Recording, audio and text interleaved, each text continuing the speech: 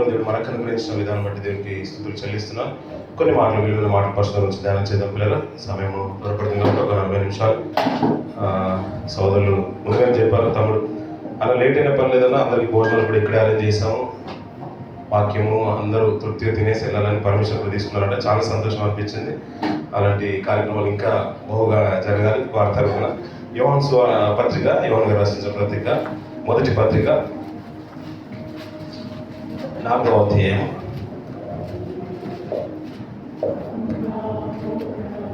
7వ వచనం 8వ వచనం చదవాలి. ప్రియులారా, మనము ఒకరినొకడు ప్రేమించము, ఏలైనగా ప్రేమ దేవుని మూలంగా కలిగించున్నది. ప్రేమించు ప్రతి వాడును దేవుని మూలంగా పుట్టినవాడే దేవుని ఎరుగును. దేవుడు ప్రేమ స్వరూపి, ప్రేమ లేనివాడు దేవుణ్ణి ఎరుగడు. సరిపోతుంది. చిన్న ప్రార్థన చేస్తున్నాం. దయలో మా తండ్రి, పరిశుద్ధ నిఘమైన నామమున స్తోత్రాలయ్యా. మహోన్నతుల ఈ రీతిగా తండ్రి ధ్యాన కోడికల్లో మేము పాల్గొనడానికి తండ్రి మమ్మల్ని సజీవంగా ఆయురారోగ్యాలతో పరదేశాలను నిలబెట్టిన విధానంలో స్తోత్రాలు తండ్రి. గొప్ప దేవుడు గతించిన 2 కార్యక్రమాలు నీ మహిమార్థం జరిపించారు. అయ్యా సంఘ కార్యక్రమంలో కూడా మీకు ఆప్దలు వస్తున్న నడిపిస్తున్న విధానంలో స్తోత్రాలు తండ్రి. 3వ దినాన తండ్రి 3వ ధ్యాన కోడికలు ఇంతవరకు మీకు ఆప్ద నుంచి క్రమమైన రీతిగా మీకు మహిమ చేకూర్చే రీతిగా కార్యక్రమం జరిపించుకున్న విధానంలో స్తోత్రాలు తండ్రి. వాక్యదాన విషయమై మీ పాసన చేరున్నాను తండ్రి. గొప్ప దేవుడా మేము రాజనీకి స్తోత్రాలు చెల్లిస్తున్నాం. మా ప్రభు యొక్క శిలువ త్యాగాన్ని తండ్రి స్మరణ చేసుకోవడానికి తండ్రి మీరు చెప్పిన ప్రేమను తండ్రి ఈ 2020 సంవత్సరంలో తండ్రి మరొకసారి మేము జ్ఞాపకంలోకి తీసుకొచ్చిన భాగ్యాన్ని మాకు అనుగ్రహించిన పొందాలి తండ్రి. అయ్యా విలువైన మాటలు ధ్యానించడానికి మేము సిద్ధపడుతున్నాం తండ్రి. మాటలు మీవి తండ్రి, మా కొరకు మీరు ఇచ్చిన గ్రంథం నుంచి తండ్రి ఆశ్చర్యమైన సంగతులు చూసినట్లు మా కన్నులు తెరవండి. లోతైన విషయం ధ్యానం చేసి కృపనివ్వండి. ఈ మాటలు మా ఆత్మీయ జీవితానికి ఉపయోగపడే భాగ్యం మాకు అనుగ్రహించండి. ఈ సమయాన్ని, స్థలాన్ని, మమ్మల్ని అయ్యా వీళ్ళందరికీ కూడా మీ చేతిగా కృష్ణండి. మీ కృపలు మమ్మల్ని జ్ఞాపకం చేసుకొని నీ మహిమార్థమే మా ఆత్మీయ జీవితానికి మేలు చేకూర్చే కార్యక్రమం జరిపించండి. ప్రత్యేకంగా వీళ్ళందరితో మీరు మాట్లాడండి. అల్పులను మరుగు చేసే తండ్రి ప్రతి మాట అది మీరే ఉన్నట్లు మీరు మాతో మాట్లాడమని యేసుక్రీస్తు దివ్యనామమున ప్రార్థించి వేడుకుంటున్నాం తండ్రి. ఆమేన్. పిల్లరా, ఇంకొక మంచి మాట మనం ఎక్కువగా మనం వింటున్న మాటల నుంచి ఒక మాట పిల్లరా, దేవుడు అంటున్న మాట ఏంటంటే ఇక్కడ ఏదైనా దేవుని మూలంగా కలుగుతుందంట. ఏం కలుగుతుందంటే ప్రేమ దేవుని మూలంగానే కలుగుతుందంట పిల్లరా. ప్రేమ గురించి ఎక్కువగా మనం వింటూ ఉంటాం. ప్రభు చూపిన త్యాగము, ఆయన చూపిన ప్రేమ, తండ్రి చూపిన ప్రేమ, ఎక్కువగా ఆయన గురించి ప్రేమ గురించి మాట్లాడుకుంటాం. దేవుడు ఏమై ఉన్నాడంటే ప్రేమ ఏమైనా మాట్లాడతాం. ఇంకా మూలం అనే మాటకు వచ్చేస్తే అయ్యా మనం సహోదరులుగా సహోదరిమలుగా సాహసంలో ప్రేమిస్తున్నామంటే కారణం ఎవరయ్యా అంటే దేవుడు. ఒకవేళ దేవుడు కనుక రాకపోయి ప్రేమను చూపించకపోతే ప్రేమ అనేది మన హృదయంలో పుట్టేది కానే కాదంట. అందుకనే ప్రేమకు మూలము దేవుడు అంటున్నాడు. చెట్టుకు మూలం అంటే మీకు అర్థమవుతుందేమో. చెట్టుకు మూలం ఏంటి పిల్లలు? కొమ్మలు పచ్చగా ఉంటాయి, సూర్యరశ్మి తీసుకుంటాయి, దానివల్ల ఇంకా ఫుడ్ జనరేట్ అవుతుంది వాటికి. దాన్ని బట్టి ఆకులు వర్షం తీసుకోవడం కానీ దాని ద్వారా మొదలకు వరకు వెళ్ళడము, బ్రెయిన్లకు వెళ్ళడము, దాన్ని బట్టి బలంగా ఉంటుందని కొమ్మలు కానీ కాయలు కానీ పండ్లు కానీ ఫలాలు కానీ చెప్పడానికి లేనే లేదు. దాని బ్రాంచెస్ కూడా కానీ కావాలి. దానికి చెట్టుకు మూలం ఏంటంట? బ్రెయిన్లే మూలం. అది బలంగా ఉంటుంది, పండ్లు ఫలిస్తుంది, కాయ కాస్తున్నా పూలు పూస్తున్నా, కానీ దానికి మూలం ఏంటంటే అంటే చెట్టుకు బ్రెయిన్. అలాగే ప్రేమ గురించి చెప్తూ దాని లక్షణాలు బయటకు వ్యక్తపరుస్తున్నాడు. అనేకులుగా మన ప్రేమను బయటికి కనపరుస్తున్నాం. మనం కూడా ప్రేమ కలిగి ఉంటున్నాం అంటే కారణం ఏమనగా అంటే దేవుడు అంటున్నాడు. అందుకని ఇమీడియట్గా కిందికున్న మాట ఏంటంటే దేవుడు ప్రేమ స్వరూపి అంటున్నాడు. అంతకంటే దేవుడు ప్రేమ అయి ఉన్నాడు అంటున్నాడు. అంటే ప్రేమ అంటేనే దేవుడు అని చెప్తున్నాడు పిల్లలు. అంతే కదండి. ఇంకొక మంచి మాట అలాగే మన అదే కొత్త నిబంధన గ్రంథంలో నుంచి కొలస్సీలో కూడా ఒక మంచి మాట మాట్లాడతారు పిల్లరా. మొదటి అధ్యాయము 15వ వచనం చూద్దాం పిల్లరా. ఆయన అదృశ్య దేవుని స్వరూపి అయి సరిపోతుంది పిల్లలు. ఆయన మాట చూడండి పిల్లలు. ఆయన అదృశ్య దేవుని స్వరూపి అంట. ఎవరు అదృశ్య దేవుని స్వరూపి? దొరికిందంటే పేజ్ 182 పిల్లలు. ఆయన అదృశ్య దేవుని స్వరూపి అంటే తండ్రి అయిన దేవుని యొక్క స్వరూపము ఎవరంట?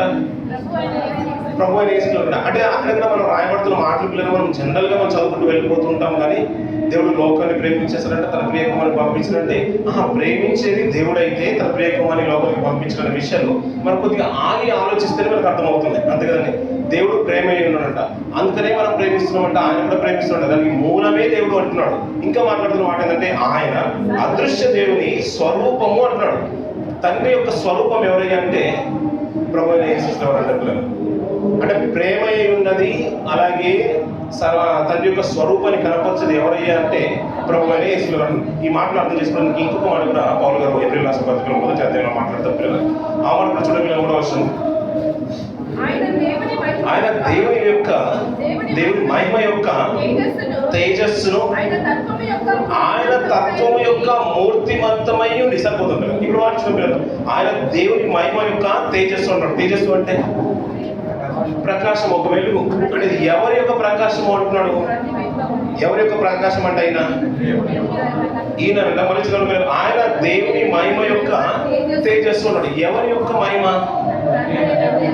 తండ్రి అయిన దేవుని యొక్క మహిమ, తండ్రి అయిన దేవుని యొక్క ప్రకాశము ప్రభు అయిన యేసు అంటాడు. కింద ప్రతిబింబం అంటాడు.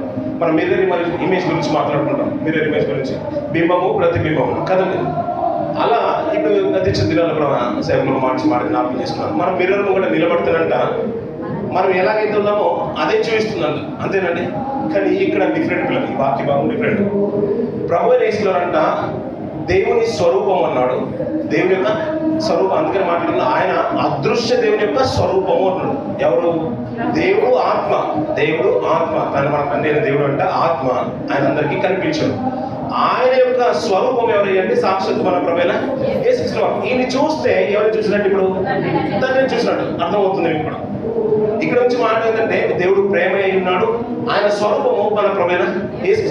అందుకని మనం కూడా ప్రేమ కలిగి ఉన్నాము. అంతే కదండి.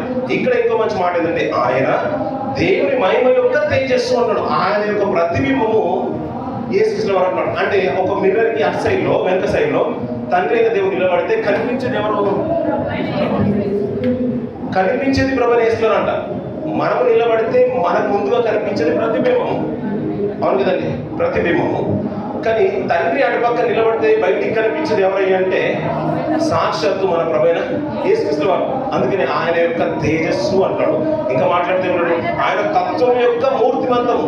ఆయన ఎలాగైతే ఉన్నాడో, ఏ క్యారెక్టర్ అయితే ఉన్నాడో దాని రిజల్టే ప్రభువైన యేసు. ఒకవేళ ఇటు పక్కన మన ప్రభు నిలబడుతుంటే కనిపించేది తండ్రి కనబడతాడు. అటు పక్కన తండ్రి నిలబడితే ఇటు పక్కన కనిపించేది ఎవరు? సాక్షాత్తు మన ప్రభు. అంటే అందుకనే ప్రభు ప్రతిసారి అన్న మాట ఏంటంటే తండ్రిని చూస్తే బాగుంటుండే కదా ప్రభు అని అన్నప్పుడు నన్ను చూస్తున్నారు కదా, ఆటోమేటిక్గా ఎవరిని చూసినట్టు? ఇప్పుడు మీరు తండ్రిని చూసినట్టు. ఆయనకి డిటో కాపీ సాక్షాత్తు మన ప్రభువైన యేసు. ఇప్పుడు ప్రేమ మన ప్రభు ఇంత ప్రేమ అంటే తండ్రికి కూడా అలాంటి ప్రేమ ఉంది కాబట్టి ఇక మన ప్రభు కూడా అలాంటి ప్రేమ ఉంది. ఇంత ఓర్పు సహనం అంటే తండ్రికి అంత ఓర్పు ఉంది కాబట్టి మన ప్రభు కూడా అంత సహనం. ఒకవేళ ప్రభు కనుక ఓర్చుకోకపోయినను, సహించుకోకపోయినను తండ్రికి కూడా ఓర్పు లేదు, సహనం లేదు. అంతే కదండి. డిటో కాపీ అంటున్నాడు. అందుకని ఆయన తేజస్సు యొక్క ప్రతిబింబం, ఆయన వెలుగు అయితే తండ్రి, ఆయన వెలుగుకు ప్రతిబింబమే మన ప్రభువైన యేసు. ఆయన అదృశ్యుడైతే ఆయన స్వరూపమే మన ప్రభు. దీని గురించి మాట్లాడుతూ ఇంకొక మంచి మాట అదే ఏప్రిల్ రాసిన పత్రిక 11వ అధ్యాయం 12వ అధ్యాయం మొదటి నుంచి కొన్ని మాటలు మనం చూద్దాం.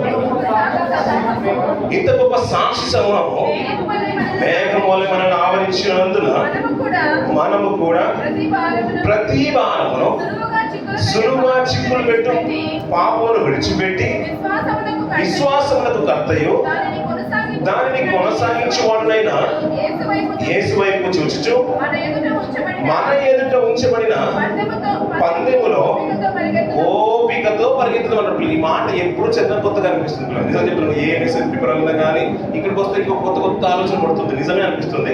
ఇక మార్చుకున్న పిల్లలు ఆయన గురించి మాట్లాడుతూ అయ్యా మనము కూడా ప్రతి భారమును సులువుగా చిక్కులు పెట్టు పాపను విడిచిపెట్టాలని పిల్లలు. మనకు పాపం అంటే బాగా తెలుసు పిల్లలు. దొంగతనము, ఇవన్నీ కూడా మనకు బాగా తెలుసు. అవన్నిటికి మనం దూరంగానే ఉంటాం. అవి చాలా కష్టం. మనం అనుకుంటాం కానీ అవన్నా ఈజీగా చేయొచ్చు అనుకుంటాం. కానీ అది కూడా అంత ఈజీ కాదు. బ్యాంక్ దొంగతనం చేయాలన్నా అంత ఈజీ కాదు. దానికి ఎంత నెట్వర్క్ కావాలి, ఎంత కమ్యూనికేషన్ ఉండాలి. మనలో కూడా అంత ఐక్యత ఉంటుంది, కానీ దొంగల్లో అంత ఐక్యత ఉంటుంది. వాడు ఈ ప్లాన్ వేస్తాడు, ఇటు స్కెచ్ చేస్తాడు, నువ్వు అక్కడ ఉంటానంటే ఆ టైంకి ఆడ బద్దలు కొడతాడు, ఆ లైట్స్ ఆఫ్ చేస్తాడు, కెమెరా ఆఫ్ చేస్తాడు. ఇవన్నిటి మధ్యలో దొంగతనం చేయడం అంత ఈజీ ఆషమాషి కానే కాదు. ఇవి అన్నీ కూడా పెద్ద పాపాలు. మనం ఏదైతే అనుకున్నామో పెద్ద పాపాలు మనం ఎలాగో దూరంగా ఉంటున్నాం కదా. కొన్ని పాపాలు ఉంటాయంట, ఇట్టే మనం పడేస్తాయంట. వాటిని కూడా విడిచిపెట్టి విశ్వాసంలో కర్తయు దాన్ని కొనసాగించబడిన యేసు వైపు చూడాలన్నాడు. మనకు ఒక కర్త ఉన్నాడంట, ఒక న్యాయాధిపతి ఉన్నాడు, దానికి ఇంకా సైన్యాధిపతి అంటాడు. సైన్యం ముందున్నవాడు సైన్యాధిపతి. ఆయన మన ముందుంటాడంట, ఆయన వెనుకల మనం ఉంటాం కదా. ఆయన చూస్తూ ఇలా వెళ్ళండి అంటే ఎందుకు అంటే కింది చెప్తున్నాడు, మన ఎదుట ఉంచబడిన పందెంలో.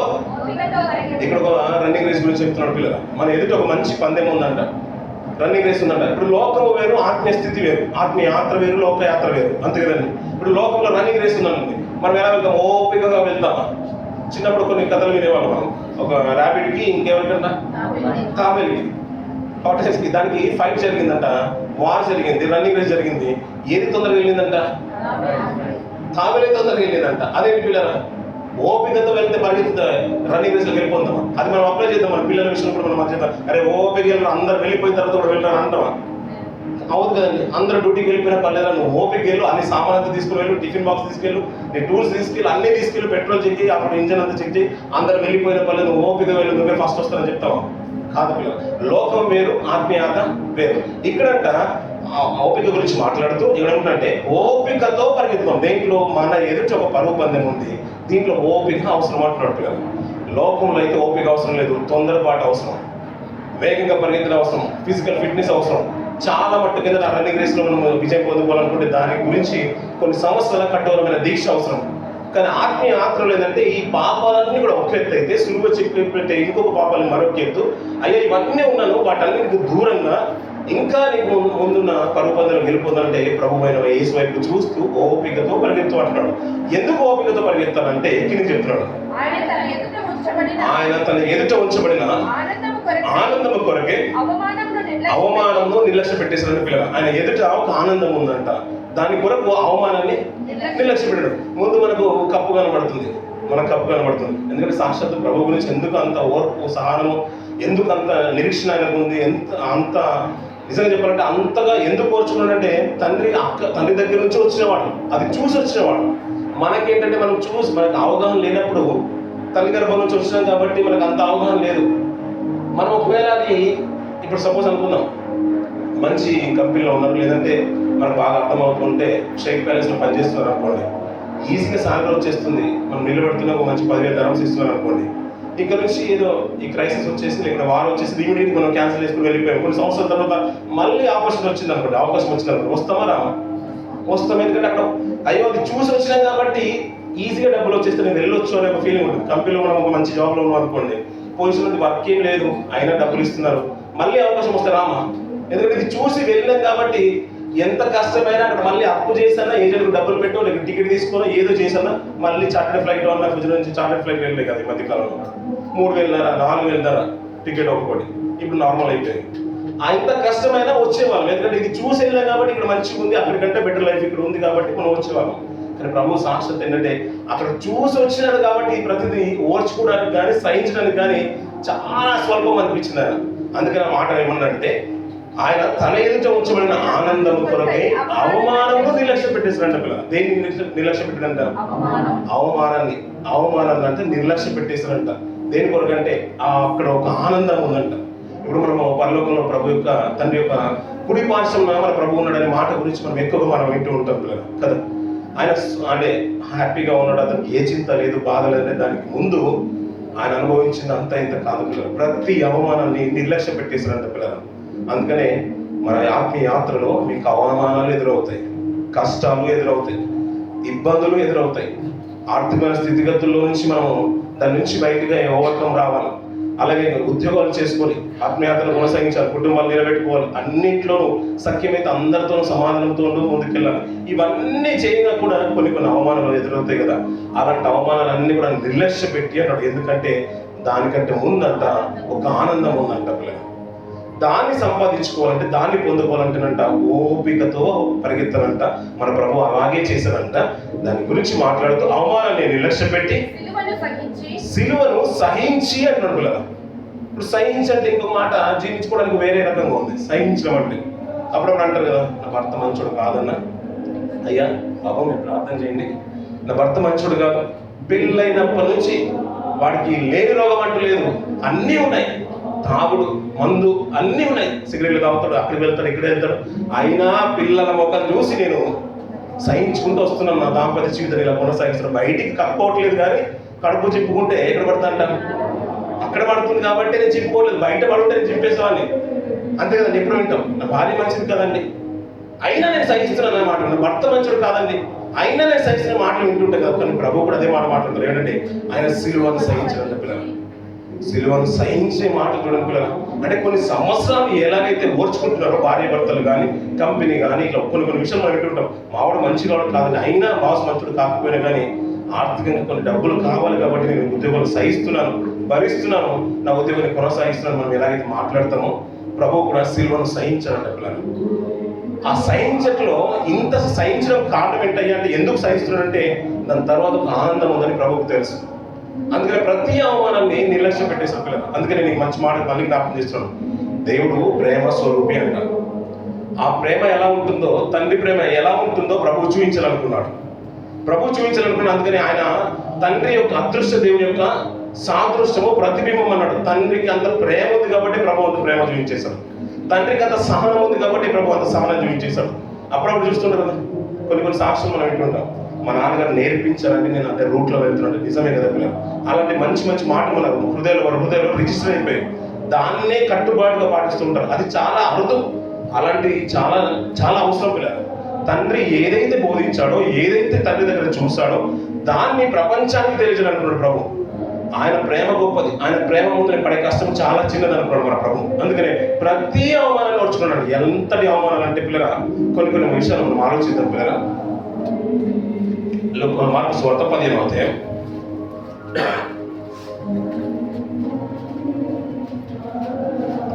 మార్కు సువార్త 15వ అధ్యాయం 3వ వర్షం నుంచి కొన్ని మార్చుదాం పిల్లలు. ఆయన మీద అనేకమైన నేరములు మోపగా పిలాతు ఆయనను చూసి, మరలా నీవు ఉత్తరమేమి చెప్పవా? నీ మీద వేరే ఎన్ని నేరములు మోపుచున్నారో చూడమనను. ఆయనను యేసు మరి ఏ ఉత్తరము చెప్పలేదు. పిలాతు ఆశ్చర్యపడాడు. ఆ మార్చిన ప్రధాన యాజకులు ఆయన మీద అనేకమైన నేరములు మోపగా పిలాతు ఆయనను చూసి, మరలా నీవు ఉత్తరమేమి చెప్పవా? నీ మీద వీరు ఎన్నెన్ని నేరములు మోపుచున్నారో చూడమను అని అంటున్నాడు. అయ్యా నీ మీద ఒక్క నేరం కాదు, 2 నేరాలు కావు, చాలా నేరాలు నీ మీద మోపుతున్నారు. నువ్వు ఎందుకు సమాధానం చెప్పట్లేదు అంటే ప్రభు ఒక మాట కూడా మాట్లాడినా కనిపించదు. ఈ సందర్భంలో కొన్ని గంటలు అయితే సిలువను ఎక్కబోతున్నాడు. అలాంటి తరుణంలో ఇంచుమించు 2 కానీ 3 మాటలు మాట్లాడినట్టుగానే మనకు అర్థమవుతుంది. ఒకటి, నువ్వు రాజు అంటే అవును, నువ్వు అన్నట్టు నేను రాజుని, మరి మీ సైన్యం ఏది ఏదంటే నాది ఇహలోక సంబంధం ఏది కాదు. ఒకవేళ ఇహలోక సంబంధమైనవైతే నా వారు నా పక్షంలో పోరాడుతూ అంటాడు. ఇంకొక సందర్భంలో మాట్లాడుతుంటాడు, అయ్యా నీకు అన్ని విడిపించడానికి అధికారం ఉందంటే పైనుంచి నీకు అధికారం వచ్చింది అంతే. అలా 2-3 సందర్భాల్లో మాట్లాడినట్టుగానే ఉంటుంది. ఈ పిలాతు గవర్నర్గా ఉన్నారు రోమా ప్రభుత్వ కాలంలో. ఆయన అడుగుతున్నాడు, ఒక మంచి మాట మాట్లాడు, ఇది నీవు నేరం చేసేవాడు కాదు అని ఒప్పుకో, నేను చేయలేదని చెప్పు. ఇన్ని నేరములు మోపుతున్నారు కదా, ఒక మాట మాట్లాడవచ్చు కదా అని అంటే ఏ మాట మాట్లాడలేదు అని పిల్లలు. ఆ మాట చూడండి, మళ్ళీ చూద్దాం పిల్లలు. పిలాతు ఆయన చూసి, మరలా నీవు ఉత్తరమేమీ చెప్పవా? నీ మీద మీరు ఎన్నెన్ని నేరములు మోపుచున్నారో చూడమనెను. అయినను యేసు మరి ఏ ఉత్తరము చెప్పలేదు కనుక పిలాతు ఆశ్చర్యపడ్డాను పిల్లలు. వండర్ ఏదైనా ఉందంటే ప్రభు ఆయన ఓర్చుకునే విధానం పిల్లలు. ప్రతి దాన్ని నేరాలు ఉన్నా కూడా ఇది నేను చేయలేదు, నా పక్షంలో వాదించుకుంటానని ఒక మాట ప్రభు మాట్లాడలేదు పిల్లలు. అందుకని అవమానాన్ని నిర్లక్ష్య పెట్టేశారంట. సిలువను సహించనంట పిల్లలు. అందుకనే సిలువ యాగంకు వెళ్ళకుండా ముందే గెస్తెమనే తోటలోనే ప్రభు కన్నీటితో ఉన్నప్పుడే చెమట రక్త రూపంగా మారిందనే విషయం మనం జ్ఞాపకం చేసుకున్నాం. గతించిన కొన్ని రోజుల ముందు అదే అన్నాను పిల్లలు. మనం అప్పుడప్పుడు కూడా బాడీలో ఏదైనా ప్రాబ్లం అయినప్పుడు, మనం ఫిజికల్గా ఏదైనా ఫిట్నెస్ లేనప్పుడు, ఇల్నెస్ ఎప్పుడైతే ఎంటర్ అవుతుందో, బాగా హైవీ వచ్చినప్పుడు, కొన్ని సెల్స్ అని కూడా, బ్లడ్ సెల్స్ అని కూడా పగిలిపోయినప్పుడు పక్షపాతం వస్తూ ఉంటుంది. రక్తము చెమట రూపంలో మారుతుందంట. ఆ చెమటలోంచి రక్తం కూడా వస్తుందని మాటలు ఈ మధ్య కాలంలో విన్నారని నేను ఆ మాట కూడా జ్ఞాపకం చేశాను పిల్లలు. ప్రభు అంత వేదన పడి ఆతురత ప్రార్థన చేస్తున్నాడు. వేదన పడి ఆతురత, అయ్యో ఇది చేయాలి, కార్యం చేయాలి, నేను వచ్చిందే తండ్రి కొరకు, తండ్రి పని చిత్తం చేయించడానికి. ఆయన సంతోషపడతాడు ఈ కార్యం చేస్తే, లోకము రక్షణలోకి వెళ్తుందని ఆతురపడి ప్రార్థనలో ఉన్నాడట. ఈ శిలువ యాగం అంతా కూడా సహిస్తున్నాడట. ఎన్ని నేరాలు మోపినా కానీ ఏ నేరం కూడా ఇది నేను చేయలేదని అది ఏమాత్రం కూడా డిఫెండ్ చేయలేదు. దాని గురించి ఏ మాట్లాడడం ఇష్టం లేదు అతనికి. నేను మాట ఇవ్వాల్సిన అవసరం కూడా నాకు లేదు, నోరు తిరగడం కూడా నాకు అక్కర్లేదు అనుకుంటున్నాడు ప్రభు. పిల్లలు అంతగా ఓర్చుకునే స్థితి ఎక్కడి నుంచి వచ్చిందంటే పిల్లల, అందుకని చెప్పాను కదా, తండ్రిలో ప్రేమ ఉంది, సాక్షాత్ ప్రభు ఈ లోకానికి చూపించేశాడు. తండ్రిలో సహనం ఉంది, సాక్షాత్ ప్రభు ఈ లోకానికి చూపించేశాడు. అందుకని ఆయన అదృష్టమైతే అది కనిపించే ఆ మూర్తి తత్వం ఏదైతే ఉందో మన ప్రభు, మన సాక్షాత్ మన లోకరక్షకుడు. పిల్లలు ఈ మాట అర్థం చేసుకోవడానికి ఒక మంచి సందర్భాన్ని మనం జ్ఞాపకం చేసుకోవాలి. అపోస్తల కార్యం 8వ అధ్యాయం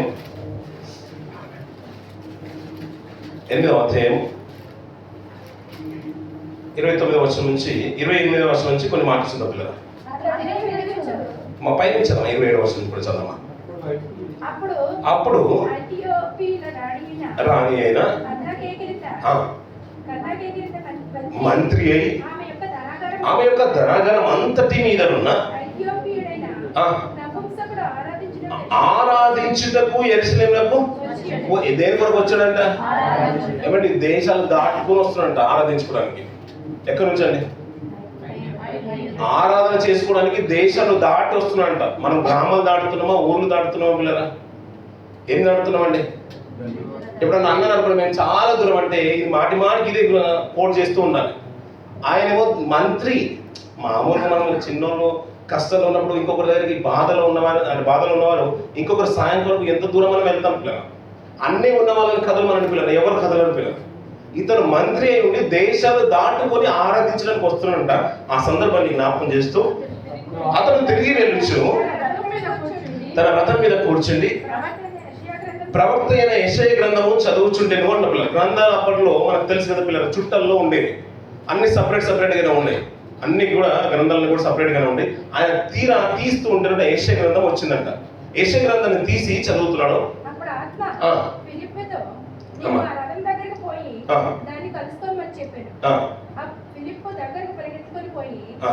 ఈ కింది భాగం చదవం, 32వ వచనం కూడా చదవండి. అతడు లేఖనమందు చదువుచున్న భాగం ఏదనగా ఆయన గొర్రె వలె వదకు తేబడెను, వచ్చు కత్తిరించు వాని ఎదుట గొర్రె పిల్ల ఏలాగో మౌనంగా ఉండునో అలాగే ఆయన నోరు తెరవకుండాను అంట పిల్లలు. గ్రంథం ఓపెన్ చేసిన తర్వాత ఆయన చదువుతున్న భాగం ఏంటంటే, ఈ యెషయా గ్రంథంలో ప్రభనేశ్వర గురించి చదువుతున్నాడు. ఆయన మాట్లాడుతున్న మాట ఏంటంటే, ఆయన గొర్రె వలె వదకు తేబడెను, వచ్చు కత్తిరించు వాని ఎదుట గొర్రె పిల్ల ఎలాగో మౌనంగా ఉండునో అలాగే ఆయన నోరు తెరవకుండాను అంట పిల్లలు. పిల్లలు అడుగుతున్నాడు, నాకు అధికారం ఉందయ్యా, నేను విడుదల చేయడానికి నాకు అధికారం ఉంది. ఎన్నో నేరాలు మోపుతున్నారు. ఎన్నెన్ని మోపినా కానీ ఒక్క మారు మాట మాట్లాడట్లేదు. ఒకసారి చెప్పొచ్చు కదా, నేను దీని నుంచి విడిపిస్తాను, నేను ఏదైనా చేయగలుగుతాను అంటే ఆయన ఒక మారు మాట మాట్లాడట్లేదు అంటే పిల్లలు. దానికి వాక్య భాగాన్ని అంత కూడా కుదించి అన్నమాట ఏంటంటే, గొర్రె బొచ్చు దగ్గర గొర్రె ఏ రీతి అయితే మౌనంగా ఉంటుందో ఆ రీతిగానే మన ప్రభు. మీరు ఆలోచించండి పిల్లరా, గొర్రె బొచ్చు ఎలా కత్తిరిస్తో మీకు తెలుసానండి? మనకి తెలుసానండి? ఎప్పుడైనా చూసాను? మనకి ఇజ్రాయేల్ చరిత్ర గురించి మనం వింటూ ఉంటే మనకు గొర్రెలే ఫేమస్. మన పెద్ద వ్యవసాయం అంతుపట్టిన దాఖలాలు లేదు ఇజ్రాయేల్కు. గొర్రెల కాపర్లు ఎక్కువ, గొర్రెల పెంపకమే ఎక్కువ మన వాళ్ళకు. ఎలాగో మనం టీవీలో అప్పుడప్పుడు చూసేవాళ్ళం ఆ పెంపకము, గొర్రెల పెంపకం గురించి. వాళ్ళకి గొర్రెలే ఫేమస్. అందుకని దావీదు గారి కాలమైనా, అంతకుముందు యాకోబు గారి కాలమైనా, యోసేపు గారి కాలమైనా ఐగుప్తులకు గొర్రెలు అంటే వాళ్ళని గొర్రెల కాపలు కానీ ఇష్టం ఉండేది కాదు. అందుకని తన తండ్రి తన తర్వాత వస్తుందంటే ఆ విషయాన్ని ముందుగానే అలర్ట్ చేస్తుంటారు, ఐగుప్తు రాజుకి ఇలా చెప్పండి మీరు అని. గొర్రెలకు ఫేమస్. గొర్రెల బొచ్చు కత్తిరించు కాలంలో దావీదు గారు తన సైన్యంలో ఉన్న వారికి కొంత ఫుడ్ కావాలని అరణ్యంలో ఉన్నప్పుడు అతని దగ్గరికి మోటు వాడైన అతని దగ్గరికి పంపిస్తూ ఉంటాడు. నాబాల్ దగ్గర పంపిస్తున్న సందర్భం తెలుసా? గొర్రె బొచ్చు కాలం, కత్తిరించు కాలమే ఫేమస్. వాళ్ళకు ఒక పండుగ లాంటిది. గొర్రెను బొచ్చు కత్తిరిస్తున్నాడు. బాగా పెరిగినప్పుడు బొచ్చు ఎలా కత్తిరిస్తారు పిల్లలు? దాన్ని కట్టేసి మరి ఇంకా ఆ రోజులో ఇంకా విధానం వేరు ఉండేమో కానీ మనకు తెలిసిన అవగాహన మేము అప్పుడు చూస్తున్నాం కాబట్టి కత్తిరిస్తూ ఉంటారు. కత్తెరతో కత్తిరిస్తూ ఉంటారు. ఈ మధ్య మిషనరీ వచ్చే ట్రిమ్మర్ వచ్చేసి కాబట్టి వేరే కోణంలో స్కిన్కి ఏం టచ్ అవ్వకుండా, ఏ మాత్రం డ్యామేజ్ అవ్వకుండా ఎక్కడైనా కట్ అయిపోయి బ్లడ్ వస్తుందని జాగ్రత్తగా ఉన్న ట్రిమ్మర్స్ ఇప్పుడు వాడుతున్నాం. ఆ రోజుల్లో కత్తెరతో కత్తిరించేవారు పిల్లలు. గొర్రెను కత్తిరిస్తూ బొచ్చు కత్తిరిస్తూ ఉంటే వాళ్ళు ఏమనుకుంటారు పిల్లలు? నేను కత్తిరించేది బొచ్చు అనుకుంటారు. కత్తిరిస్తూ ఉంటారు. అలా కత్తిరిస్తున్నప్పుడు సడన్గా కట్ అయిపోయింది అనుకోండి, ఎంతలో తలడిల్లిపోతుంది గొర్రె. అలా పలుమార్లు కట్ అయిపోతుందంట గొర్రెకు. అలా కట్ అయిపోతుంటే బొచ్చు ఎలాగో కట్ చేస్తారు, వారు విడిచిపెట్టారు కత్తిరించేవారు. అలా కట్ చేస్తూ ఉంటారు. కట్ చేసిన దాంట్లో వీలైతే అంటే అన్ని బాగుంటే ఏం కాలేదనుకోండి, ఎక్కడ గాయం అవ్వకుండా బొచ్చంతా కూడా కత్తిరించి గొర్రెని విడిచిపెడతారు, మళ్ళీ మందులో పంపిస్తుంటారు. లేదంటే అక్కడ కట్టైనా ఇక్కడ కట్టైనా ఎంత గాయమైనా రక్తం కాలినా కూడా గొర్రెని మాత్రం విడిచిపెట్టారు, బొచ్చు కత్తిరించుకొని పక్క పెడతారు. అలాగే అంటున్నాడు పిల్లలు. ఏమంటే మన ప్రభువుని తీసుకెళ్ళింది ఎలాగండి అంటే గాయం అవ్వద్దు కానీ బొచ్చు మాత్రమే కత్తిరిద్దామని తీసుకెళ్ళాలి కాదు కదండి. ఆయన గాయాల పాలు చేయడానికి తీసుకుని వెళ్ళిపోయాడు. ఒక యూదులకు ఒక నిబంధన ఉన్న పిల్లలు. యూదులు అంటే కొరడాలు కొట్టినప్పుడంట 1 తక్క 40 మాత్రమే దెబ్బలు కొడతారు, అవును కదండి. వాళ్ళకు ఒక నియమం ఉంది, 40 దెబ్బలు వచ్చిందంటే వద్దు, 40వ దెబ్బ కొట్టడానికి వీలే లేదు. మాకు ఒక నిబంధన కలదు, నియమం కలదు, ధర్మశాస్త్రంలో ఒక ఆజ్ఞ కలదు. కానీ రోమ ప్రభుత్వం కాదు, కొడితే ఎలా ఉంటుంది అది అన్కౌంటబుల్. ఇది కొడుతూనే ఉంటారు, అన్లిమిటెడ్ గా కొడుతూనే ఉంటారు, ఎన్నైనా కొడుతూ ఉంటారు. అలాగే మన ప్రభువుని తీసుకెళ్లిన విధానం ఏంటంటే ఆయన సమాధానం విషయంలో మాత్రమే గొర్రెలాగా మౌనిగా ఉన్నాడు. కానీ పిల్లలు అతను వేధించింది మాత్రం అంత ఇంత కాదు పిల్లలు. అతను తీసుకుని వెళ్ళిపోయినప్పుడు అంటే పిల్లలు కొరడాలతో కొడుతున్నారంటే ఎన్నెన్నో అవమానాలు అంటారు. ఇక లూకాసు వార్తలో ఈ మాట ఇలా ఉంచుకున్న పిల్లలు మళ్ళీ వచ్చిందాం. లూకాసు వార్త 22వ అధ్యాయం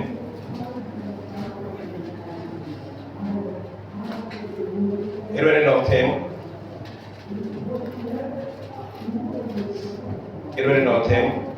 63 నుంచి కొన్ని మాటలు నచ్చుతున్నారు. యేసును పట్టుకున్న మనుషులు ఆయనను అపహాసించి కొట్టి ఆయన ముఖము కప్పి నిన్ను కొట్టిన వాడెవడో ప్రవచింపుమని ఆయన అడిగి ఆయనకు విరోధంగా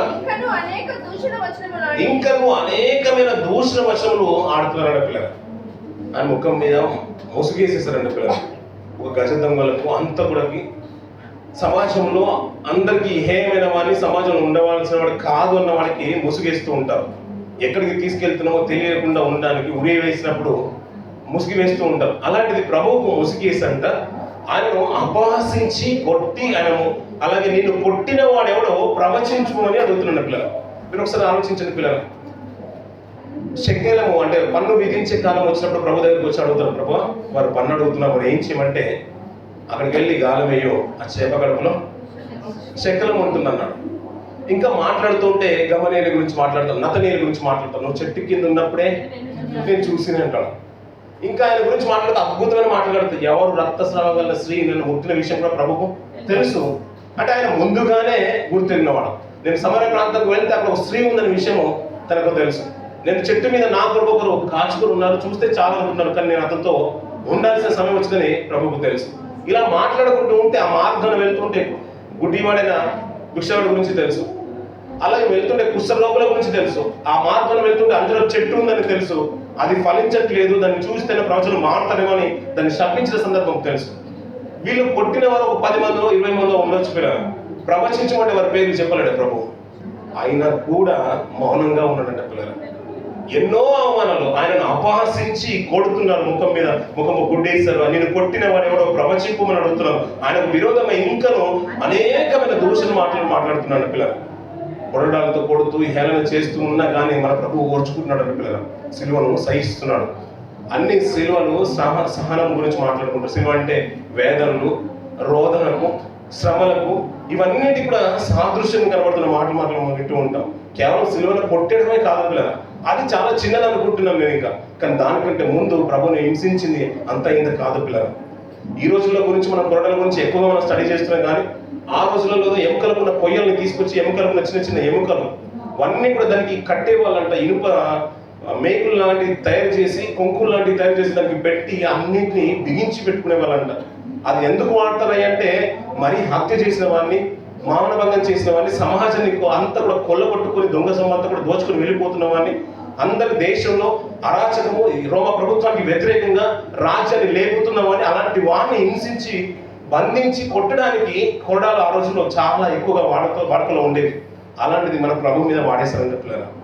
అవన్నీ కూడా బిగించి ఒకేసారి కట్టేసి ఆయన వీపు మీద కొడుతూ ఉంటే పిల్లలు అది వెళ్ళిన చోట్ల వెళ్ళిన మాంసం అంతా కూడా గుజ్జున అంతా కూడా పట్టేసుకుని ఉంటే ఒకేసారి బిగించి లాగుతుంటే తూట్లుగా శరీరం అంతా కూడా రంధ్రాలైపోయేదంట పిల్లలు. ఆయన అంతగా హింసించిన ఓర్చుకున్నాడంటే, ప్రభు ఈ మరణం ఇది నేను భరించలేదు తండ్రి అని తండ్రికి కూడా మొరపెట్టుకునే అవకాశం కూడా ఆ ప్రభుకు రాలేదంటే ఆయన మొరపెట్టుకోవాలని కూడా మొరపెట్టుకోవచ్చు. ఆయనను సహిస్తున్నాడంట. ఇది నా కోసం కాదు, ఇది నీ కోసం తండ్రి, నీ ఆశ నీ నెరవేర్పు ఇది సంకల్పము, నీ చిత్తము, దీన్ని నెరవేర్చడానికి నేను వచ్చేసాను. నీ అదృశ్యమైన ప్రేమ ఏంటో ప్రపంచానికి తెలియాలి. నేను ఓర్చుకుందే నీ కోసం కదా, నన్ను చూస్తే నేను మారాలి, ప్రపంచం మారాలనుకుంటున్నాడు పిల్లలు. అది కొట్టిన చోట 1 దెబ్బన 2 దెబ్బన, అందుకని కౌంటర్ లేదు పిల్లలు. ప్రభుని కొట్టినప్పుడు బహుశా 1 తక్కువ 40 దెబ్బలు 5 మార్లు తిన్న పౌరు గురించి మనం మాట్లాడుకుంటాం. కానీ ప్రభుని ఎన్ని దెబ్బలు కొట్టినా కూడా చెప్పలేదు. అన్లిమిటెడ్ గా కొడుతూనే ఉన్నారు, అయినా ఓర్చుకున్నాడు. ఇవన్నీ చూసంట పిల్లలతో ఆశ్చర్యపోతున్నారు. మనం కూడా బుర్జి ఖలీఫాని చూసి మనం ఆశ్చర్యపోతూ ఉంటాం, హ్యాంగింగ్ గార్డెన్ చూసి మనం ఆశ్చర్యపోతుంటాం, మిరాకిల్ గార్డెన్ చూసి మనం ఆశ్చర్యపోతున్నాం. అయ్యా ఇంతగా నేను హింసించడం ఒక మారు మాట మాట్లాడలేదు ఏంటయ్యా, నువ్వు అద్భుతం కాదు, ప్రపంచానికి నువ్వు ఆశ్చర్యం కాదు, నువ్వే గొప్ప వింటావు కదా, నువ్వు మాట్లాడకపోవడం నాకు ఆశ్చర్యం అనిపించింది అంటున్నాడు. అంతగా హింసిస్తుంటే రక్తం అంతా ఏర్లై ప్రవస్తుంది, అదంతా కూడా రక్తమయం అయిపోయిందంట. అందుకని వివస్త్రం చేసి మరీ కొట్టేశాడు. తర్వాత వస్త్రం తొలగించినట్టు మనకు కనబడుతుంది లేఖన భాగంలో. అంతగా మనం ఓర్చుకోవాల్సిన అవసరం ఏముందంటే, దీని అంతటి ప్రపంచంలో తర్వాత తరం రాబోతుంది. దీనంతా కూడా కళ్ళకు కట్టినట్టుగా గ్రంథస్థం చేయబడుతుంది. కాబట్టి దీన్ని చూసి ప్రజల్లో మార్పు రావాలనుకున్నాడు.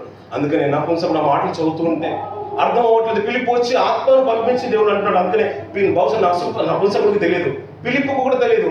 అంటే నేను ఈ చేసిన త్యాగము తర్వాత రోజులలో నపుంసకుడు అక్కడికి వస్తాడని పిలుపుకు తెలియదు, కానీ ప్రభువుకు తెలుసు. ఒక మంత్రి సైతము ఆరాధించడానికి ఎరుసలేముకి వస్తాడు, ఈ లేఖన భాగాలు చదువుతాడు. అతని మార్పు కావాలి ప్రపంచానికి. రాజులు సైతం, మంత్రులు సైతం, మినిస్టర్స్ సైతము నాయక శిల త్యాగాన్ని చూస్తే వాళ్ళు చలనం రావాలనుకుంటాడు. ఇవన్నీ కూడా చెప్తూ ఉంటే పిలుపు అతనికి విషదపరుస్తున్నాడు. అంతా కూడా వివరించిన తర్వాత ఇదంతా కూడా నా కోసం ఒకేసారి రథం నిలిపేశాడు. అదంతా కూడా కళ్ళ ముందుకు వచ్చిన తర్వాత హృదయం అంతా కూడా భారంగా అయిపోయింది. నా కోసం ప్రభు ఇంత త్యాగం చేశాడు, నీకోసం ప్రపంచ మానవాళి కోసం చేశాడంటే అతను ఓర్చుకోలేదు. పిల్లలు మంత్రి అయితే నా రథం దీన్ని నిలిపేశాడు, దిగిపోయాడు, నాకు వెంటనే బాప్తిసం ఇయ్యి అంటున్నాడు. అతనిలో మార్పు అంతా ఒక్కసారి చదివితే లేఖన భాగాన్ని బట్టి అంత మార్పు వస్తుంటే పిల్లలు పలుమార్లు మనం వాక్యం చదువుతూ ఉంటాం. పిల్లలు ఎన్ని కోట దగ్గర కొట్టుంటారు, ఎంత మాంసం ముద్దగా తను చేసినప్పుడు ఎంత దుంపేసి ఉంటారు. పిల్లలు ఒక నాగలి చాలు పెడుతూ ఉంటే అది భూమిని పెకలింక కూడా వస్తుంది. పిల్లలు అలా వస్తుంటే దాన్ని దున్నెడుతున్నాం, అది మళ్ళీ ఆ కర్రను సాగు చేసి సానబెట్టి నున్నగా చేసి అంటే కంసల వాడికి ఇచ్చి అక్కడికి ఇచ్చి దాన్ని మంచిగా షార్ప్ చేసిన తర్వాత మళ్ళీ దున్నుతూ ఉంటారు. అలా దున్నినప్పుడు ఎలాగైతే భూమిని అంతా కూడా పెకలించుకుని వస్తుందో ఆ రీతిగానే మన ప్రభు యొక్క శరీరం అంతా కూడా కొరడాలతో కొట్టిన ప్రతిసారి మాంసం అంతా కూడా లాక్కొని వస్తుంటే పిల్లలు కొట్టిన వాళ్ళందరూ కూడా రక్తం చెందినట్టుగా కొన్ని క్లిప్పింగ్ చూస్తుంటే నిజమే కదా అనిపిస్తుంది. ఏమంటే మనిషి దొరికాడు కదా అని ఎంతలా కొట్టేశారు పిల్లలు. ఇవన్నీ ఓర్చుకుంటుంటే వారిలో మార్పు రాలేదేమో పిల్లలు. దాని తర్వాత తరాలు చదివిన ఆ నపుంసకులో మార్పు వచ్చేసి నాకు వెంటనే బాప్తిసం ఇచ్చేసి నేను ప్రభు యొక్క ఆయన ఆ రక్తం మరణ పుణ్యత్వంలో నేను పాలుగా అవ్వాలి, ఆయన రాజ్యంలో నేను ఉండాలి, ఇది నాకు కావాలి, ఆయన వారసుగా నేను ఉండాలనుకున్నాడు పిల్లలు. ఇది ప్రపంచం ఇది అంతా కూడా జరుగుతుంటేనంట మన తండ్రి చూస్తున్నాడంట పిల్లలు. అందుకని యెషయా గ్రంథంలో ఒక మంచి మాట ఉంటుంది కదా పిల్లలు, 53వ అధ్యాయంలో 7వ వచనం చూడండి పిల్లలు. అతను దౌర్జన్యం నొందెను, బాధింపబడినను అతను నోరు తెరవలేదు, వదకు తేబడి గొర్రె పిల్లయు గొర్రెయు మౌనంగా ఉండునట్లు అతడు నోరు తెరవలేదు. తీర్పు నొందిన వాడే అతడు నా జనుల అతిక్రమం బట్టి పొందబడిన కదా, సజీల భూమిలో నుండి అతను కొట్టివేయబడెను. ఆయనను అతని తరము వారు ఈ సంగతి ఆలోచించిన వారు ఎవరు అన్న సరిపోదు పిల్లలు. అతని తరంలో అతని గురించి ఆలోచించిన వారు ఎవరు మీరైనా ఆలోచిస్తారండి. నిజం చెప్తున్నా, మీకు ఎలా ఉంటుందో తెలియదు కానీ సిద్ధపడ్డ కూడి కన్నా కమ్యూనిటీ సర్వీస్ వచ్చినా కానీ ఈ లెంట్ డేస్ వచ్చినా కానీ ఆత్మీయంగా ఏదో ప్రభుకు చాలా దగ్గరైనట్టు అనిపిస్తుంది పిల్లలు. ప్రతి మాట ఒక మెసేజ్ అంటే దాన్ని ప్రిపేర్ అవ్వాలంటే నిజంగా వెళ్తుంది కదా, మనసు అంతా కూడా ఇట్లా మెత్తబడిపోతుంది. ఏదో మాట్లాడుకుంటాం కానీ ఆవేశంతో కొన్ని మన మాటలు మనం అన్నా కానీ ఈ కార్యక్రమం మన ఆత్మీయతలు చాలా దోహదపడుతూ ఉంటాయి పిల్లలు. నిజం చెప్తున్నాం, మనం ఫీల్ అవుతేనే ఒక ప్రతి మాట మనం బయటకు తీసుకురాగలుగుతుంది పిల్లలు. ఆ మాటలన్నీ కూడా చూడండి పిల్లలు, ఒక మాట లేఖన భాగాన్ని చదువుతూ ఉంటేనే నపుంసకులు అంత మార్పు వస్తూ ఉంటే పిల్లలు. మనం ప్రభు పిల్లలం అనుకుంటాం, దాసులం అంటాం, దాసురాలం అనుకుంటాం, ఆయన పిల్లలము అయ్యా మనం ఆయన ఏర్పరచుకున్న సమూహము స్వాస్థం అంటాం, పరిశుద్ధులం అంటాం, యాజకులం అంటాం. అయ్యా మరి ఇవన్నీ ఉన్నాయి కదా, ఎన్నిసార్లు వింటే ఎంత నీ హృదయం భారం అయిపోతుంది ప్రభు కొరకు. నేను చేసిన తాను తండ్రి, ఇది నువ్వు పొందాల్సింది కానే కాదు. అన్యాయంగా దౌర్జన్యం ఉందో అది శిక్ష అంతా కూడా నా మీదకి రావాల్సింది. ఇవంతా కూడా రక్త వేరుగా మారిపోతుంటే అంతా కూడా అక్కడ చూసిన వాళ్ళు ఎవరు ఆలోచించట్లేదు. ఆ తరంలో ఆలోచించే వారు ఎవరు ఉన్నారు? తర్వాత తరం వచ్చింది, నపుంసకుడు ఆలోచించారు. తర్వాత తరం వచ్చింది, అందులో ఆలోచించిన వారి రక్షణ పోగి ఈరోజు సాహసం ఉన్నారు పిల్లలు. నిజమే కదా పిల్లలు? కానీ ఒకవేళ ఇదంతా కూడా తండ్రి చూస్తున్నాడంట. అంతలా గాయపడుతున్న కానీ తండ్రి చూసి అతను నలగగొట్టకు తండ్రికి ఇష్టమైన అంటాడు పిల్లలు. ఒకవేళ తండ్రి తీర్పులోకి తీసుకురావాలనుకున్నాడు అనుకో పిల్లలు, ఆయన ఓర్చుకోలేని అనుకున్నాను అనుకుంది, మనల్ని ఓర్చుకోలేని అనుకున్నాడు. ఇదంతా కూడా ఈ పాపలోకము, వీరిని బట్టి నేను ఎందుకు ఓర్చుకోవాలి, వీరిని సమూలం నాశనం చేయాలనుకుని ఆయన చేరాడు. అందులో మంచి మాట అంటాడు పిల్లల. యెషయా గ్రంథము 48వ అధ్యాయం 9వ వచనం పిల్లలు.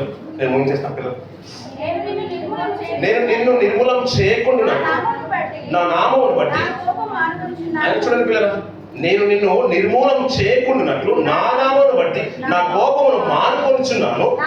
నా కీర్తి నిమిత్తము నీ విషయంలో నన్ను బిగబట్టుకొనుచున్నాను. నా కీర్తి నిమిత్తము నీ విషయంలో నేను బిగబట్టుకొనుచున్నాను. నా కంట్రోల్ చేసుకున్న కోపం అంతా కూడా నేను నాశనం చేయాలనుకుంటే మనందరూ కూడా సర్వ మానవాళి కూడా భూమి మీద ఉన్న లోకనంతా కూడా తన ప్రభు యొక్క తన ప్రియకుమారుడు యొక్క మరణం చూసిన తర్వాత ఈ పాపలోకం కొరకు నేను ఇంత త్యాగం చేసిన అయినా మీరు మార్పు రావట్లేదంటే నేను సమూల నాశనం చేయాలనుకుంటే నేను నాశనం చేయగలుగుతాను. అయినను నన్ను నేను బిగబట్టుకొనుచున్నాను, కంట్రోల్ చేసుకుంటాను. ఎందుకంటే నా కీర్తి నిమిత్తము అంటున్నాడు. మనందరి కొరకు ప్రభు శిలో త్యాగం చేయాలి, మరణం పొందుకోవాలి. దాని ద్వారా తండ్రికి కీర్తి కలుగుతుందంట. అలా మాట్లాడుతూ ఉంటాడు పిల్లలు. అందుకనే ప్రభు సహించేస్తాడంట పిల్లలు, ఓర్పు.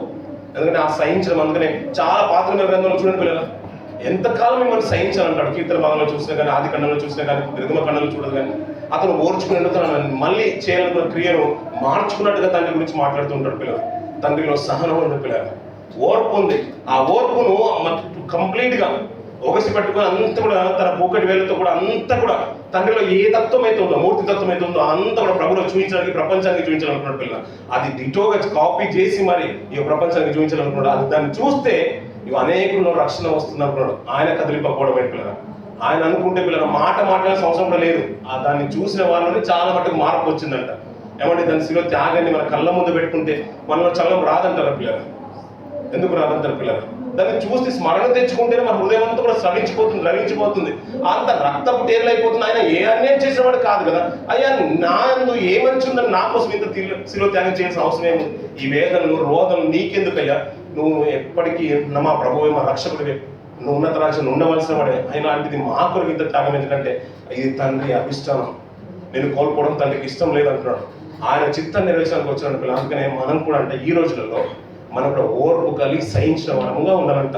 ఒక మాట చూసేసి ఊహించిన పిల్లలు. కొరింథీయులకు రాసిన పత్రిక 4వ అధ్యాయం, 1 కొరింథీయులకు రాసిన పత్రిక 4వ అధ్యాయం, అలాగే 9వ అధ్యాయంలో మంచి మాట ఉంటుంది. 9వ అధ్యాయం 12వ వచనం, అలాగే 4వ అధ్యాయం 12వ వచనం చూడండి పిల్లలు.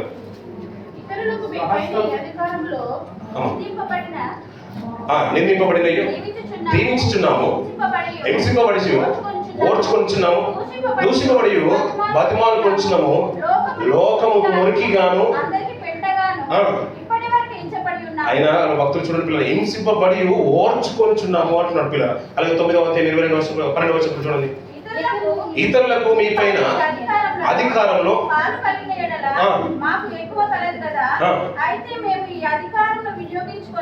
కొనలేదు, ఏ అభ్యంతరమైనను కలుగ చేయకున్నట్టకై అన్నింటినీ ఏం చేస్తున్నారంటే వీళ్ళు సహిస్తున్నాడు. తిమోతి రాసిన పత్రికలో చూడండి వీళ్ళు. తిమోతి రాసిన పత్రిక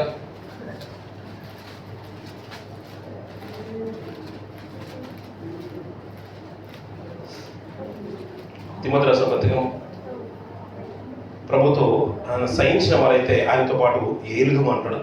తిమోతి రాసిన పత్రిక 2వ తిమోతి రాసిన పత్రిక 2వ అధ్యాయం 12వ వచనం. సహించిన వారైతే ఆయనతో కూడా ఏలుదు మోట పిల్లలు. ఆయన సహింపు ముందు ఆయన ఓర్చుకున్న విధానం ఉంది పిల్లలు. మన సహింపు కానీ మన క్రియలు కానీ చాలా చిన్నవి పిల్లలు. ఒకసారి వాక్య భాగాన్ని చదువుతూ ఉంటేనే నపుంసకుడు తట్టుకోలేకపోయాడు పిల్లలు. రథాన్ని నిలిపేశాడు, తన జీవనాన్ని నిలిపేసుకున్నాడు, తన స్థితిగతులను కూడా మార్చుకున్నాడు. ఆయన శిలువ యొక్క త్యాగం మన కళ్ళెదుట ప్రతిసారి వస్తుంది. ఈ సంవత్సరం 2026 సంవత్సరం కూడా మనం సజీవంగా ఉండి ఆయన యొక్క శిలువను స్మరణ తెచ్చుకున్నాడు పిల్లలు. మార్పు మనలో రావాలి పిల్లలు. ఆయన కొరకు బలంగా ఉండాలి. ఈ పుణ్యకారం నీ కొరకు మన ప్రభువు చేశాడు. కానీ తండ్రి యొక్క లక్ష్యం కూడా అలాంటిదే. ఒకవేళ ప్రభు రాకపోతే తండ్రి వచ్చినా మన కొరకు ప్రాణం పెట్టేవాడు పిల్లలు. లేదు తండ్రి వస్తే మాట చెప్పేసి ఇక్కడ నుంచి వెళ్ళిపోయేవాడు కాదు. ఎందుకంటే తండ్రికి ఉన్న లక్షణం అలాంటిది, ప్రభు యొక్క ఉన్న లక్షణం కూడా అలాంటిదే. ప్రభుని ప్రేమిస్తున్నాం మనం అలాంటి లక్షణాలనే మనము అందిపుచ్చుకోవాలి పిల్లలు. ప్రభు సహించేసాడంట. ఒక భార్య భర్తను సహించినట్టుగా, ఒక ఉద్యోగి తన యజమానులు సహించినట్టుగా, యజమానురాలు సహించినట్టుగా, తన కష్టాన్ని సహించినట్టుగా ప్రతి అవమానాన్ని, ప్రతి ఒక్క నిందను మన ప్రభువు సహించేసాడు పిల్లలు. ఎంతటి అవమానమైన ఓర్చుకున్నాడంట. రక్తాన్ని కార్చి మన పిల్లల్ని, నా పిల్లల్ని, తండ్రి యొక్క పిల్లల్ని ఉన్నత రాజ్యంలో నిలబెట్టాలనుకున్నాడు పిల్లలు. ఆయన రక్తము, ఆయన శ్రమల శిలువలు ఏది కూడా వృధా కావద్దు పిల్లలు. అయ్యా నీ త్యాగం వృధా కాలేదు, నేను నిష్టగానే ఉన్నాను, భక్తి జీవితంలో నేను నిష్టగానే ఉన్నాను, పాపానికి అవకాశం ఇవ్వలేదు, పెద్ద పెద్ద పాపాలకు నేను దూరంగా ఉన్నాను, సులువ చిక్కులు పెట్టే పాపాలకు నేను దూరంగా ఉన్నాను, ఓపికతో ఉన్నాను తండ్రి, ఓపికతో ఉన్నాను. నువ్వు ఎంతలాగైతే ఓర్చుకున్నాను అలాగే నేను ఓర్చుకుని ఉన్నాను, ఆ నిత్యతో నీతో ఉన్నానని ఇలాంటి గొప్ప సాక్ష్యం మనం చెప్పే వారంగా ఉండాలి. ఈ 2026 సంవత్సరం ఈ శిలువైన కూడికలు మనకు అలాంటి ఓర్పును, సహనాన్ని తీసుకొచ్చి మనం నిత్యత్వం నిలబెట్టే రీతికి మన ఆత్మస్థితిని నిలబెట్టాలని నేను మనస్ఫూర్తి కోరుకున్నా. ఆ రీతిగానే ఈ మాట మనకు దోహదపడాలి పిల్లలు. ఈ కార్యక్రమం ఏర్పాటు చేసుకున్న మన ప్రియ సహోదరులు నలుగురికి ప్రభుత్వ శుభాలు తెలియజేస్తున్నాను. ఇంకా మీ ఆత్మ జీవితాన్ని, మీ ఉద్యోగ జీవితాన్ని దేవుడు బహుబలంగా దీవించి ఆశ్రయించుగాక. చివరి మీద కూడా నాతో సేవలు హృదయపూర్వకంగా అందజేస్తారు. మాట దీవించి ఆశ్రయించుగాక.